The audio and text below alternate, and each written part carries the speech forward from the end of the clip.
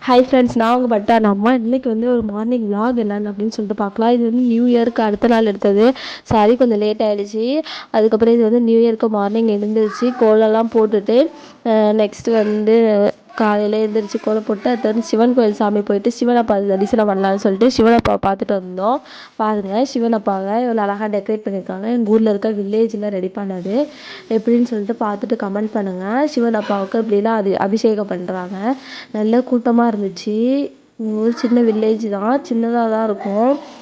அதிலலாம் அப்படி தான் தரிசனம் பண்ணுவாங்க. உங்கள் ஊரில் எப்படி பண்ணுவாங்கன்னு சொல்லிட்டு கமெண்ட் பண்ணுங்கள். லைக் பண்ணுங்கள், ஷேர் பண்ணுங்கள், சப்ஸ்கிரைப் பண்ணுங்கள், கமெண்ட் பண்ணுங்கள் எப்படின்னு சொல்லிட்டு. சிவனப்பாவை நல்லா வழிபட்டுட்டு, சிவனப்பாவை பார்த்தாவே மன நிம்மதியாக இருக்கும். நம்மளை படைச்சவரே சிவன் தான். அதனால் சிவன் வந்து நம்ம எல்லாத்தையுமே காப்பாற்றுவாங்க. எல்லாத்துலேயுமே இருந்து நம்மளோட விதியை மாற்றுறவங்களே சிவனப்பா தான். சிவனப்பா தான் கண்டிப்பாக நம்ம தலையெழுத்தை மாற்றி எழுதி வைப்பாங்க. நல்லதே நடக்கும் அப்படின்னு சொல்லிட்டு விளக்கு போட்டேன் சாமிக்கு.